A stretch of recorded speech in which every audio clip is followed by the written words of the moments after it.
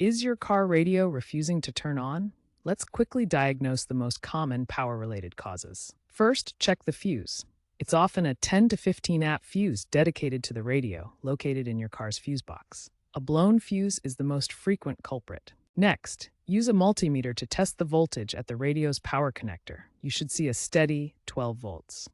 If not, there may be a wiring problem, such as corrosion or a loose connection. Also, consider the car battery.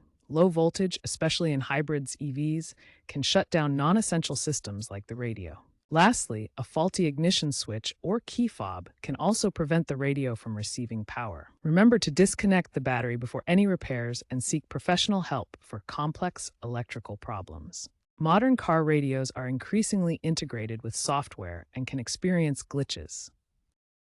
If basic power checks don't resolve the issue, try resetting the radio by holding the power button for 10 to 20 seconds. A factory reset might also be necessary. Software issues due to failed OTA updates are becoming more common. Be aware that in EVs, radio problems can be tied to the battery management system. Looking ahead, AI-driven diagnostics may prevent many radio failures. But remember, software dependence also creates vulnerabilities. Always check for updates and be cautious about potential cyber threats. If all else fails, consult a professional for software-related radio problems.